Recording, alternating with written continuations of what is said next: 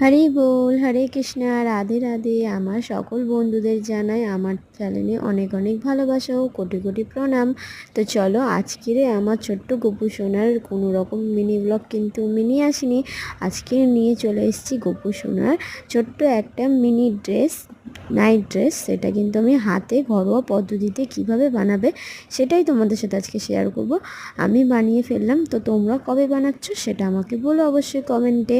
তো দেখো, আমি কিন্তু নাইট ড্রেস মাপ অনুযায়ী একটা কাপড়, ভালো কাপড় কেটে নিয়েছি। তারপরে কিন্তু সাইড থেকে এবার সেলাই করার পালা। তো চলো, আমি কিন্তু এই সাইড থেকে সেলাই করে নিই। আর এই সাইড থেকে সেলাইটা কেন করছি তোমাদেরকে আমি অবশ্যই বলবো।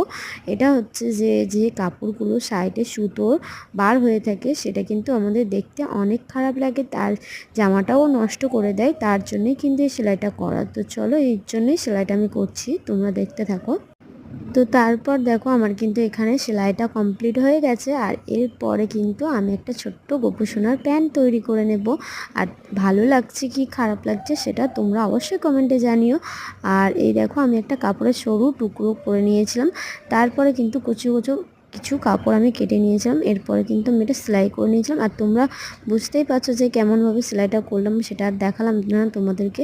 তারপর মাঝখান থেকে একটা সেলাই করে দেবে। এখানে দেখো, গপু সোনার প্যান্ট তৈরি হয়ে যাবে। আর এই দেখো, জামা প্যান্ট সেট কেমন লাগছে তোমরা কিন্তু অবশ্যই আমাকে বলো। আর আমার তো মনে হচ্ছে ভালোই লাগলো। তো হরি বল, হরে কৃষ্ণা, রাধে রাধে। আবার পরে নেক্সট ভিডিও আসছি। ভিডিও ভালো লাগলে আমাকে অবশ্যই অবশ্যই কমেন্টে জানিও। রাধে রাধে।